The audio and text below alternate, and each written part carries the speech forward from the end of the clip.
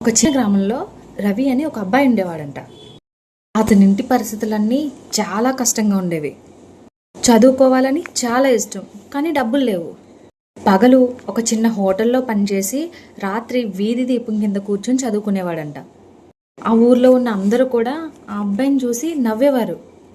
నువ్వు పెద్దవాడవుతావా, ఒకసారి నీ పరిస్థితి చూసుకో అని ఎగతాళి చేసి ఎప్పుడూ మాట్లాడేవారంట. కానీ రవి ఒకే ఒక మాట మనసులో అనుకునేవాడంట ఎప్పుడూని, నన్ను ఎవరు నమ్మకపోయినా నేను నన్ను నమ్మాలి అని. ఇంత చదివినా ఒకరోజు అతను పరీక్షల్లో ఫెయిల్ అయ్యాడంట.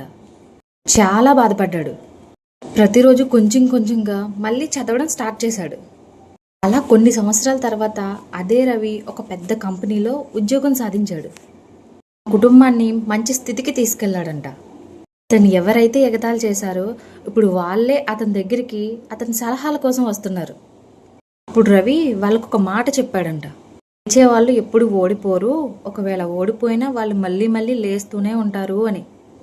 నీకు గుర్తుండాల్సింది నీ పరిస్థితులు చిన్నగా ఉండొచ్చు, కానీ నీ కలలు చిన్నగా ఉండాల్సిన అవసరం లేదు. ఈరోజు నిన్నెవరూ గుర్తించకపోవచ్చు, కానీ ఏదో ఒక రోజు నీ కష్టం నిన్నందరికీ గుర్తు చేస్తుంది.